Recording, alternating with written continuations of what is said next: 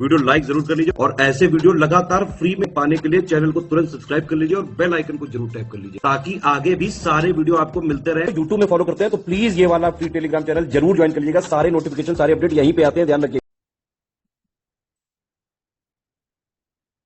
Hello everyone, welcome you all to study for civil services. और आज हमारी date है 16 फरवरी।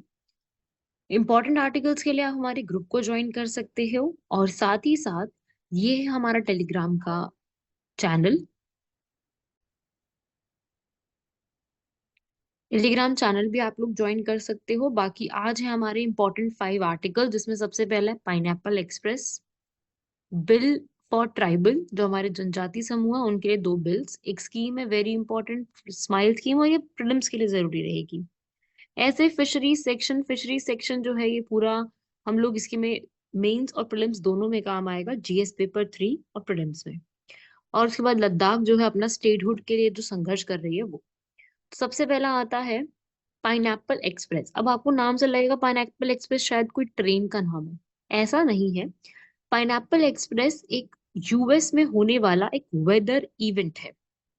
ठीक है, वहां पर क्या होता है, एक नदी के कारण, रिवर के कारण एक वायुमंडलीय दाब, एटमॉस्फेरिक प्रेशर बनता है। उस मौसम की घटना को कहते हैं पाइनएप्पल एक्सप्रेस, जो कि हवाई में जबरदस्त बारिश होती है उसकी वजह से, और उसकी वजह से हो सकता है कि फ्लड भी आए और डैमेज भी हो जाए वहां की प्रॉपर्टी। तो पाइनएप्पल एक्सप्रेस एक वेदर फिनोमिना है जो कि एक वायुमंडलीय नदी की वजह से होता है। ठीक है, तो वो वायुमंडलीय नदी का क्या मतलब है कि ऐसी एक बहुत ही चौड़ी सी पट्टी जहां पर जो वाटर वेपर होता है वो रीच करना शुरू हो जाता है ट्रॉपिकल से हायर लैटिट्यूड की तरफ। और वो रिवर फिर उसके बाद land fall, heavy rainfall, snowfall, flooding, वो सब चीजें यहाँ पे क्रिएट करती है हवाई यूएस के रीजन में, पूरे पैसिफिक ओशन के अराउंड। जैसे कि हमारा वेस्टर्न डिस्टर्बेंस होता है, जो कि मैंने कई बार अपने वीडियोस में बताया है। वो वेस्टर्न डिस्टर्बेंस जो होता है वो नॉन मानसून होता है, ये वाला टाइप ऑफ मानसून होता है। ठीक है, ये अलग अलग टाइप में होती है। ये जो पूरा वेस्टर्न डिस्टर्बेंस होता है उसमें भी क्लाइमेट पैटर्न चेंज हो जाता है, एग्रीकल्चर पैटर्न चेंज हो जाता है। और वेस्टर्न डिस्टर्बेंस कहाँ होता है, मेडिटेरेनियन सी की वजह से वो इंडिया में आता है। और इंडिया में भी कौन से, नॉर्थ वेस्ट, क्योंकि मेडिटेरेनियन सी नॉर्थ वेस्ट के करीब पड़ता है, वहां से होते हुए आता है, जिसकी वजह से बहुत जबरदस्त तूफान होने लग जाते हैं इंडिया में। अचानक से ही बारिश, अचानक से ही स्नोफॉल, कोहरा हो जाना, वो सब चीजें बढ़ जाती है। ठीक है, तो वो वेस्टर्न डिस्टर्बेंस है। और साथ ही साथ इंडिया में भी 2 तरीके के मानसून होते हैं, एक साउथ वेस्ट से एंटर करता है और एक नॉर्थ ईस्ट तक जाता है। वो 2 मॉनसून, इसको भी मैंने कई बार अपनी वीडियोस में एक्सप्लेन करके समझाया पहले की वीडियोस में, कि ये मॉनसून जो है वो किस तरीके से ओरिजिनेट होता है और उसका क्या इम्पैक्ट पड़ता है। इम्पैक्ट तो you all know, El Nino और ला नीना जैसे डिसरप्ट वेदर पैटर्न्स हमें देखने को मिलते हैं। साइक्लोन्स आते हैं, साइक्लोन्स की वजह से बहुत लार्ज स्केल पे ट्रीज अपरूट हो जाते हैं, पेड़ उखड़ना शुरू हो जाते हैं। राइट, तो ये था हमारा फर्स्ट पाइनएप्पल एक्सप्रेस के ऊपर। सेकेंड आर्टिकल है, अभी जनजातियों के लिए 2 विधेयक अलग से रखे गए हैं। अभी यहाँ पर लोकसभा और राज्यसभा ने तो बिल पास कर दिए, लेकिन प्रेसिडेंट के पास अभी भी ये बिल पेंडिंग में है। क्या है वो बिल, ये कह रहा है कि भाई जो उड़ीसा और आंध्र प्रदेश के एसटी पीपल है, शेड्यूल्ड ट्राइब्स जनजातीय समूह, उनको ऐड करना है। कुछ कुछ नए एसटी को उड़ीसा और आंध्र प्रदेश में ऐड करना है। ठीक है, तो उसे हम ये बिल लेकर के आ गया था। असल में 1950 के जो बिल चल रहा है उसको थोड़ा सा अमेंड करके इस बिल को लेके आया गया। इसके अंदर 7 पीवीटीजीज भी हैं। पीवीटीजीज पता है ना, पर्टिकुलरली वल्नरेबल ट्राइबल ग्रुप, मतलब कि विशेष रूप से प्रवण जनजातीय समूह। ये वो समूह होते हैं जो जनजातियों में भी काफी ज्यादा पिछड़े हुए, जहाँ पे डेवलपमेंट का स्तर अभी भी बहुत पीछे चल रहा है। तो ये उनको ऐड किया जाएगा उसमें। पीवीटीजी शब्द जो है वो धेबर कमीशन द्वारा दिया गया था। दोनों ने, अभी जो बिल आया है ये वाला कि इसमें ऐड करो, ये बिल लोकसभा राज्यसभा में तो पास हो गया है, लेकिन प्रेसिडेंट ने अभी भी इसको पास नहीं किया है। वो बिल पास हो जाएगा तो फिर ये प्रॉपरली इम्प्लीमेंट हो जाएगा। ठीक है, क्यों, ये वाला जो बिल है ये, मतलब पहले तो क्या कर रहा है कि दो दो हैं, एक तमादिया ग्रुप और एक तमूदिया ग्रुप, ये एससी पीपल है। एससी पीपल को एसटी लिस्ट में डालने के लिए यहाँ पर एक गुहार आई थी, उसको सरकार ने यहाँ पर माना और फिर वो ऐड करने के लिए ये हुआ है। मतलब ये एक तरीका होता है ऐड करने का। तो is it possible to add additional tribes in the ST list? Yes, additional tribes को एसटी लिस्ट में ऐड करना पॉसिबल है? बिल्कुल है, ठीक है। पीवीटीजीज जो है वो भारत में टोटल कुल मिला के अभी 75 हैं, जिसमें सबसे ज्यादा उड़ीसा में आपको देखने को मिलेंगे। अब यहाँ पर सरकार भी पीवीटीजीज पे ज्यादा ध्यान दे रही है। उड़ीसा में है ऑलरेडी, और ऐड किए जाएंगे 4 उड़ीसा के पीवीटीजी, 3 आंध्र प्रदेश के, ठीक है। तो इस तरीके से ये अंडर डेवलप्ड पीपल के लिए, डिसएडवांटेज्ड पीपल के लिए, जो वंचित समूह है उनको यहाँ पे लाभ मिले, उसके लिए ऐड किया जाएगा। लेकिन ऑपोजिशन जो है वो इसके लिए क्या कह रही थी, यहाँ पर बोला कि, यहाँ पर ऑपोजिशन ने बोला कि भाई ज्वाइंट पार्लियामेंट्री कमेटी बनाओ और भारत के सारे जो एसटी पीपल हैं उनका एक बार स्टेटस यहाँ पे चेक किया जाए। तो उन्होंने ये बोला कि एक बार ही एक ही बिल लेके आओ जिसमें सारे चेंजेस करो। ये भी बात यहाँ पे ठीक है, राइट। तो अब यहाँ पे जो ये बिल्स आए हैं उसमें उड़ीसा के एक सांसद थे जिसने इस पूरे कानून में काफी समर्थन किया था, ठीक है। तो लेकिन उन्होंने ये भी बोला था कि आप जो भी ऐड कर रहे हो, क्या ये इतनी ही है, मतलब और भी तो हो सकती हैं। मतलब आप अभी 4 ऐड कर रहे हो, राइट। उड़ीसा से 4 ऐड हो रहे हैं। एक उड़ीसा के एमपी ने ये बोला कि ये लिस्ट 4 नहीं, 4 सिर्फ एसटी नहीं, मतलब 4 एसटी समूह नहीं, ये लिस्ट 150 से 200 ट्राइब्स के बीच में जाएगी। तो उन्होंने ये चीज बोली, ठीक है। यहाँ पे ये कंसर्न रेज किया सबसे पहला लोकसभा में। दूसरा उन एमपी ने ये भी बोला कि केवल उड़ीसा के ही नहीं, और भी जो हमारे एसटी और डिसएडवांटेज वंचित समूह हैं वो भी यहाँ पर बैंकिंग सिस्टम, क्रेडिट का पूरा एक्सेस करना, पब्लिक सेक्टर अंडरटेकिंग्स में, मतलब बहुत चीजों में पीछे चल रहे हैं। अभी इन चीजों को, अभी उन लोगों को इन चीजों के बारे में नॉलेज है ही नहीं। तो ये भी एक कंसर्न है कि हमें उन चीजों को भी हाईलाइट करना है उनकी लाइफ में, उनके लाइफ के स्टैंडर्ड में, ठीक है। तो ये वाले 2 पॉइंट्स थे, जायज पॉइंट बताए हैं उन्होंने बिल्कुल। और गवर्नमेंट ने यहाँ पर जो है ये बिल्कुल इस चीज को अप्रिशिएट किया है और ये बोला है कि हम ट्राइबल जो है बिल्कुल उनको प्रोटेक्ट करेंगे। यहाँ एक मिनिस्टर की स्टेटमेंट आई थी कि गवर्नमेंट जो है वो ट्राइबल को प्रोटेक्ट करेगी उस समय पे जबकि हमारी जो एक भारत की राष्ट्रपति है वो एक आदिवासी महिला है, द्रौपदी मुर्मू, संथाल ट्राइब, झारखंड, राइट। तो ये पॉइंट्स को रखा गया था। होपफुली ये वाले जो ट्राइबल पीपल और भी हैं विद इन इंडिया, उनको भी इसमें ऐड करके उनके भी जो अननोटिस्ड इश्यूज हैं उन पे भी ध्यान दिया जाएगा। साथ ही साथ और भी पॉइंट्स को रेज किया गया, जैसे कि पीएसयू, पब्लिक सेक्टर अंडरटेकिंग काफी जो क्लोज हो गई है, डिफॉरेस्टेशन है, ट्राइबल्स को लोकेट करना पड़ जाता है इंडस्ट्रियलाइजेशन की वजह से।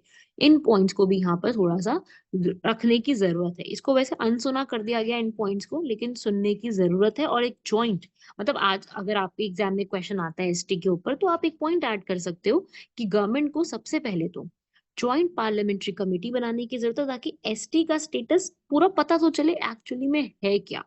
फिर आप एक ही लॉ लेके आओ जिससे सारे एसटी को फायदा हो, ना कि सिर्फ उड़ीसा, ना कि सिर्फ आंध्र प्रदेश, ना कि सिर्फ एक सिंगल स्टेट। सारे एक एसटी को जितने भी हैं सबको एक बेटर जो है वो अपॉर्चुनिटीज मिल सके इसमें। ये मतलब जो होता है ना कि आप इंक्लूड कर रहे हो एक्सक्लूड कर रहे हो, थोड़ा इसको इजी भी कर देना चाहिए। बहुत डिमांड्स नहीं होनी चाहिए कि प्रोटेस्ट होंगे तभी जाके इंक्लूड होगा। तो ये इंक्लूजन और एक्सक्लूजन का जो प्रोसेस है वो भी एक सिंप्लीफिकेशन में होना चाहिए, राइट। तो ये था हमारा second article, very very important. तीसरा आर्टिकल आता है स्माइल के ऊपर। अभी स्माइल का मतलब क्या है? Support for marginalised individuals for livelihood and enterprise, आजीविका और उद्यम हेतु वंचित व्यक्तियों के लिए सहायता स्टार्ट की गई थी 2021 में। ये वाली जो है यहाँ पर सरकार ने इसको अभी लोकसभा में बोला है कि ये जो स्माइल स्कीम है ये भारत का विकसित भारत संकल्प आगे बढ़ा रही है। तो स्माइल स्कीम न्यूज में आ गई। तो स्माइल स्कीम जो है ये असल में किसके लिए है? स्माइल स्कीम सबको नहीं साथ, तो सबको साथ तो लेके चलेगी, ये इंक्लूसिव स्कीम तो है ही, समावेशी तो करेगी।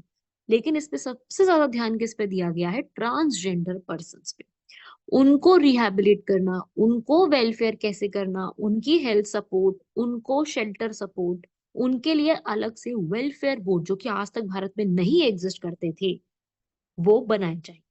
वेलफेयर बोर्ड डिस्ट्रिक्ट और स्टेट लेवल पर, ठीक है। पहले तो क्या होगा? आइडेंटिफिकेशन होगी। आपको पास एक पोर्टल है, national portal for transgender person, नवंबर में लॉन्च हो चुका था ये वाला, जिसमें ये आपको अपनी खुद की स्वयं कथित पहचान, सेल्फ परसीव्ड आइडेंटिटी देता है। आप यहाँ पे आधार कार्ड, अपने एजुकेशनल सर्टिफिकेट सबमिट करोगे, आपका यहाँ पे वैलिडिटी हो जाएगी। ठीक है। तो क्योंकि ट्रांसजेंडर पर्सन को काफी डिस्क्रिमिनेशन और वायलेंस फेस करना पड़ता है, तो उनके लिए अलग से एक वेलफेयर बोर्ड बना दिया जाएगा, और ये स्माइल स्कीम में गरिमा गृह उनको दिया जाएगा। उनका घर जो उनको दिया जा रहा है उसका नाम रखा गया गरिमा गृह। तो गरिमा गृह में उनको lodging, food, counselling, life skills, technical skills, काफी चीजें उनको यहाँ पर सिखाई जाएंगी। ठीक है। ऐसे ऑलरेडी 400 से ज्यादा ट्रांसजेंडर्स को इसके थ्रू एम्प्लॉयमेंट जनरेट हो चुका है। ऐसे ही सरकार ने पीएम दक्ष स्कीम स्टार्ट कर दी थी, ताकि ट्रांसजेंडर पर्सन को स्किल डेवलपमेंट सिखाया जा सके, जिसमें भी उनकी नॉलेज है उसके हिसाब से उनको स्किल्स डेवलप कराई जाए। एक अलग से नेशनल काउंसिल बनाई गई है इसके लिए। एक पोर्टल तो एग्जिस्ट कर ही रहा है जहाँ पे आप डिजिटली अप्लाई कर सकते हो। तो ये है स्माइल स्कीम। याद रखना है किसके लिए है, ऑलरेडी क्या चल रही है, इसमें क्या बेनिफिट होगा, किसको बेनिफिट होगा, ये एग्जाम में प्रीलिम्स में डायरेक्टली पूछा जा सकता है। ऐसे ही हमारा अगला आर्टिकल है फिशरीज के ऊपर। फिशरीज को हम कहते हैं प्रधानमंत्री मत्स्य किसान समृद्धि योजना, मत्स्य संपदा योजना। ठीक है। तो ये स्कीम ऑलरेडी चली रही है फिशरी सेक्टर को प्रमोट करने के लिए। इस स्कीम में अब ये बोला है कि ये वाली जो स्कीम है इसमें फिशरी सेक्टर में और ज्यादा इन्वेस्टमेंट किया जाएगा। एक्चुअली में ये स्कीम जो थी पूरी 6,000 करोड़ की थी। 6,000 करोड़ 4 सालों के लिए, 2023 से लेके 2027 तक, मतलब 2023-24 से लेके 2026-27 तक की पूरी चलेगी, जिसमें 50% जो है यहाँ पर बाकी कंट्रीज से भी हम यहाँ पे ले रहे हैं, जैसे वर्ल्ड बैंक से भी ले रही हैं। ठीक है। बाकी 50% सरकार अपना यहाँ पे देख रही है, जिसमें फिशरीज, एक्वाकल्चर जो होती है, फिश वर्कर्स, फार्मर जो कि मतलब फिशरीज में डायरेक्टली इन्वॉल्व है, उनको यहाँ पे सपोर्ट किया जाएगा। और वो अपनी कंपनीज को, जो भी अपना वो वर्क कर रहे हैं, उसको वो माइक्रो और स्मॉल एंटरप्राइजेस के रूप में रजिस्टर करवा सकते हैं, प्रोप्राइटरशिप ले सकते हैं, पार्टनरशिप फॉर्म है वो भी ले सकते हैं, मतलब जो भी उनका अपना वर्क है उसके हिसाब से वो यहाँ पर काम कर सकते हैं। अब इसमें एक्चुअली में क्या है, इस पूरी स्कीम में नेशनल फिशरीज डिजिटल प्लेटफॉर्म बनाया जा रहा है, जिसमें 40 लाख फार्मर्स को यहाँ पर सपोर्ट किया जाएगा। असल में इस स्कीम का जो स्टार्ट किया गया था पहले, वो 20,000 करोड़ में किया गया था। तो अभी 6,000 करोड़ रुपए सैंक्शन हुआ है। पूरी स्कीम का 20,000 है, अभी 6,000 करोड़ सैंक्शन हुआ। करते करते अगले आने वाले सालों में बचे हुए पैसों को सैंक्शन कर दिया जाएगा। ठीक है। ऐसा नहीं कि पूरा एक ही बार रिलीज कर देते हैं, ऐसा नहीं होता। इसमें फिर करप्शन होने के चांस बढ़ जाते हैं। तो उन्होंने हाफ हाफ करके कुछ कुछ अमाउंट में रिलीज करा है। ठीक है। तो जो भी ऐसा क्या होता है कि जब कभी कभी फार्मर्स को लॉस भी होता है ना, फिशरी सेक्टर में, या फिश जरूरी नहीं फिश में ही, और उसके आसपास की सेक्टर्स में भी वो इन्वॉल्व होते हैं, तो वहां पर उनको पोस्ट हार्वेस्ट लॉस भी होते हैं। तो गवर्नमेंट यहाँ पर जो भी पोस्ट हार्वेस्ट लॉस होगा उनका, उसमें से कुछ परसेंट अमाउंट जो है वो रिटर्न करेगी हमारे फार्मर्स को। ठीक है। पीएम किसान संपदा योजना, जो कि हमारी फूड प्रोसेसिंग मिनिस्ट्री ने स्टार्ट किया है, और इसी के साथ में सागरमाला प्रोजेक्ट भी चल रहा है। सागरमाला क्या है, जिसके अंदर हमारे पोर्ट्स जो है उनको लिंक किया जाएगा आपस में, और साथ ही साथ पोर्ट्स को मॉडर्नाइजेशन किया जाएगा। जैसे उड़ीसा का पारादीप पोर्ट अभी मॉडर्नाइज हो रहा है, ऐसे ही। ठीक है। तो गवर्नमेंट गवर्नमेंट ने एम्प्लॉयमेंट जनरेट करने के लिए एमजी नरेगा भी स्टार्ट की हुई है, 100 डेज की। नेशनल रूरल लाइवलीहुड मिशन भी चल रहा है। राष्ट्रीय कृषि विकास योजना भी स्टार्ट हो रखा है। तो ये सारे प्रोग्राम्स थे जो ऑलरेडी रनिंग में है एम्प्लॉयमेंट जनरेशन के लिए। लास्ट आर्टिकल है हमारा लद्दाख की स्टेटहुड स्ट्रगल। आप लोग सभी जानते हैं 2019 में जम्मू कश्मीर और लद्दाख जो है वो स्टेट से यूटी बन जाते हैं 2019 में। तो यहाँ पर अब जो है बहुत सारे वहां के लद्दाख के पीपल, जम्मू के नहीं, लद्दाख के पीपल, दे आर डिमांडिंग कि हमें वापस से स्टेटहुड दो। क्योंकि अगर आपका यूटी है तो आपकी सारी पावर सेंटर के हाथ में है। दूसरा, आप यूटी हो तो आपके यहाँ पर सीएम और गवर्नर होगा। जरूरी नहीं है कि आपके यहाँ पे सीएम और गवर्नर दोनों ही होंगे, जैसे लद्दाख में नहीं है। लद्दाख में सीएम नहीं है, लद्दाख में सिर्फ एलजी है, लेफ्टिनेंट गवर्नर। तो ये सब काफी ज्यादा हो गई कि भाई आर्टिकल 370 जो हटाया था हमें वापस लेके आओ। मतलब प्रोटेस्ट तो काफी सालों से चल रहे हैं, पर अब काफी ज्यादा बढ़ गए हैं। ठीक है। और लोगों को ये भी चीज पसंद नहीं है कि भाई हमको जम्मू कश्मीर से अलग क्यों कर रहे हो, हम जम्मू कश्मीर के साथ ही मिलके रहना चाहते हैं। ठीक है। तो ये वाली काफी सारी प्रॉब्लम्स है। और लद्दाख में भी जो है एक अलग से ऑटोनॉमस हिल डेवलपमेंट काउंसिल बनाई गई है। तो और एक चीज और कि भाई लोगों को ये चीज बिल्कुल पसंद नहीं आई कि जो लद्दाख का ऑटोनॉमस हिल डेवलपमेंट काउंसिल है, जो लद्दाख के हिल एरियाज में एसटी पीपल, एससी पीपल को देखेगा, क्योंकि मेजरली वहां पर एसटी पीपल की पॉपुलेशन है, वहां पर ट्राइबल पीपल ज्यादा रहते हैं। उनका ये कहना है कि भाई सरकार ने हमें नई दिल्ली एलजी के अंडर क्यों रखा है, जैसे अभी नई दिल्ली के एलजी हैं अनिल बैजल, उनके अंडर हमें क्यों रखा है, ये एक उनकी डिमांड है कि हमें वापस लेके आओ। पता मतलब उनकी डिमांड बेसिकली ये है कि भाई सबसे पहले तो आप लोग वहां पे सबसे ज्यादा, मैं अगर बताऊं आपको, लद्दाख में सबसे ज्यादा बुद्धिस्ट पॉपुलेशन रहती है, और कुछ अमाउंट में कारगिल का जो एरिया है वहां पे मुस्लिम पॉपुलेशन रहती है। तो वो दोनों मिलकर के डिमांड कर रहे हैं कि हमें तो पहले स्टेटहुड दो, दूसरा हमें जॉब रिजर्वेशन दो, तीसरा अब आपने हमारे लिए अलग तो कर दिया हमको, लेकिन हमारी जो सीट है ना पार्लियामेंट में वो तो अभी भी नहीं आई। बिल्कुल जेन्युइन बात है ये। पहले जम्मू कश्मीर लद्दाख एक ही था, तो जम्मू कश्मीर के नाम से सीट थी वहां पर, उसमें राज्यसभा में भी और लोकसभा में पार्लियामेंट्री सीट। अब तो नहीं है ना, जब से अलग हुआ है 2019 के बाद से अब तक तो कुछ हुआ ही नहीं इसके ऊपर। तो वो चीज है कि हमें लेह और कारगिल के नाम से पार्लियामेंट की एक सीट दो। और चौथी और उनकी बहुत ही मुझे ऐसे लगता है कि बहुत ही इंपॉर्टेंट डिमांड है उनकी ये, कि लद्दाख को सिक्स्थ शेड्यूल में ऐड करो। ये तो बहुत टाइम से चल रही है इनकी डिमांड। वहां के जो मेन लीडर हैं, आपने ये सुना होगा नाम उनका, सोनम वांगचुक। आपने वो मूवी देखी है थ्री इडियट्स? थ्री इडियट्स में जो लास्ट में पर्सन दिखाए जाते हैं लद्दाख में, वो पर्सन थे ना फुनसुक वांगडू। हाँ, वो रियल लाइफ फुनसुक वांगडू हमारे कौन है, वो है सोनम वांगचुक। वो सोनम वांगचुक जो है इस प्रोटेस्ट को लीड करते हुए कह रहे हैं कि भाई लद्दाख के जो ग्लेशियर्स हैं वो पिघलते जा रहे हैं and it will be a cause for global warming in the coming scenario. तो उस रिस्पेक्ट में हम लोगों के लिए सेपरेट डिमांड्स है हमारी, जैसे हमें सिक्स शेड्यूल में ऐड करो, जिससे हमें और फायदे वहां के मिल सके। ठीक है, सिक्स शेड्यूल में ऑलरेडी फोर स्टेट्स हैं। कौन कौन सी हैं? एटीएमएम करके मैंने ट्रिक बताई थी याद करने के लिए, आसाम, त्रिपुरा, मिजोरम और मेघालय। अब लद्दाख भी ऐड हो, अभी तक इसमें नॉर्थ ईस्टर्न स्टेट थी, अब नॉर्थ भी आ जाएगी। मतलब अभी ऐड नहीं हुई, अगर होगी तो। क्योंकि लद्दाख जो है वो बहुत ज्यादा, मतलब वहां पे बहुत ज्यादा इंडस्ट्रियलाइजेशन नहीं है, इंफ्रास्ट्रक्चर नहीं है, डेवलपमेंट नहीं है, इन्वायरमेंटल डिजास्टर्स बहुत ज्यादा है। ठीक है, और जो क्लाइमेट एक्टिविस्ट है सोनम वांगचुक, देखिए नाम पढ़िए, सामने भी लिखा हुआ है। साथ ही साथ लद्दाख चाइना और पाकिस्तान दोनों से बॉर्डर शेयर करता है। तो स्टैंड ऑफ होना, क्लैशेस होना मिलिट्री के बहुत कॉमन है वहां पर, चाइनीज आर्मी के साथ, है ना, बहुत कॉमन सी बातें हो जाती है वाली। और वहां पे कॉम्प्लेक्सिटी बहुत ज्यादा है, वहाँ की जोग्राफिकल रीजन बहुत ज्यादा है। ठीक है, और साथ ही साथ वहां पे वो लोग गई डेमोक्रेसी और सिक्योरिटी को लेके बहुत ज्यादा दिक्कत में है। तो भाई एक मिडिल पाथ होना चाहिए इसके लिए, ताकि सरकार भी अपना काम कर सके और वहां के लोगों को भी तकलीफ ना हो। तो मिडिल पाथ के लिए, मतलब मैंने जो सा वे फॉरवर्ड सोचा है कि मिडिल पाथ के लिए ये होना चाहिए कि लद्दाख को तो सिक्स शेड्यूल में ऐड कर ही देना चाहिए, कि जब तक वो ऐड नहीं होगा ना, तब तक सारी पावर सेंटर के हाथ में रहेगी, वहां की लोकल जो पावर्स है वो यहाँ पे छिन जाएंगी, तो उनकी डेमोक्रेटिक जो है वो खत्म हो जाएगा। तो उसके लिए क्या होना चाहिए कि सिर्फ ब्यूरोक्रेट्स के हाथ में नहीं, सिर्फ एलजी के हाथ में पावर्स नहीं होंगी, वहां के जो हिल डेवलपमेंट काउंसिल्स है उनके पास ही पावर होंगी। तो ये एक बहुत ही जेन्युइन पॉइंट है उनका। दूसरा, लद्दाख का डिस्टिंक्ट कल्चर है, वहां पे बहुत सारे ट्राइबल पीपल रहते हैं, दोरपा, बाल्टी, चांगपा।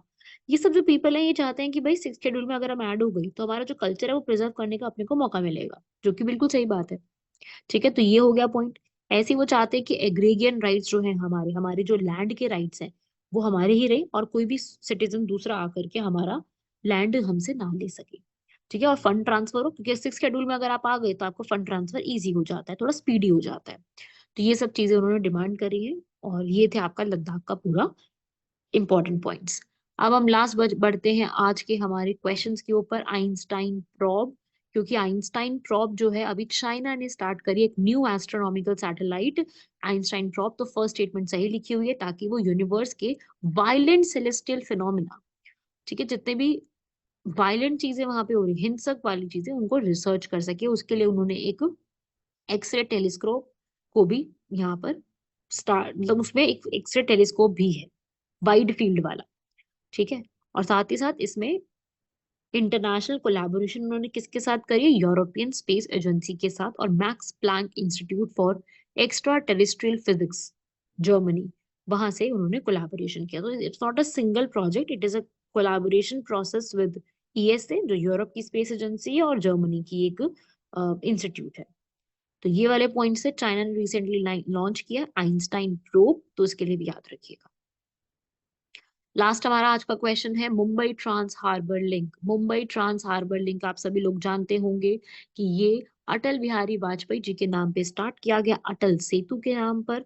इंडिया का लॉन्गेस्ट सी ब्रिज है, सी के ऊपर बनने वाली ब्रिज है, 21.8 किलोमीटर्स में ये कवर करती है, जिसमें 70,000 व्हीकल्स डेली मुंबई से नवी मुंबई की तरफ जाती है, वो की बहुत ही एक बड़ा अमाउंट है। और पहली बार इसके अंदर कौन सी टेक्नोलॉजी यूज की गई है इस ब्रिज को बनाने के लिए? Orthotropic steel technology. काफी बड़ी टेक्नोलॉजी है, फर्स्ट टाइम इंडिया में इसको यूज किया गया इसको बनाने के लिए। अटल सेतु, राइट। चलिए आज का लास्ट क्वेश्चन, टी इंडस्ट्री के बारे में इसको पढ़िएगा, हम लोग नेक्स्ट क्लास में इसको डिस्कवर करेंगे क्वेश्चन को, कि भाई टी इंडस्ट्री में आज के टाइम पे क्या क्या प्रॉब्लम्स आ रही हैं। टी इंडस्ट्री क्या है, पहले आपको बताना टी का मार्केट क्या है। ठीक है, आसाम है, दार्जिलिंग है, साउथ में है, ये सब बताते हुए आपको बताना टी बोर्ड है, टी बोर्ड के हेडक्वार्टर्स कलकत्ता में है, ओवरसीज भी इसके ऑफिस हैं। फिर आपको बताना है कि भाई टी एसोसिएशन भारत में बनी हुई है, वो क्या चैलेंजेस फेस कर रही है, और टी को ग्रो करने के लिए क्या चैलेंजेस अभी भारत में आ रहे हैं। तो इस तरीके से आप अपना इस आंसर को एक प्रिपेयर कीजिए, और इसको नेक्स्ट क्लास में भी डिस्कस करेंगे। मिलते हैं आप सभी लोगों से नेक्स्ट लेक्चर में, तब तक के लिए धन्यवाद, शुक्रिया, जय हिंद।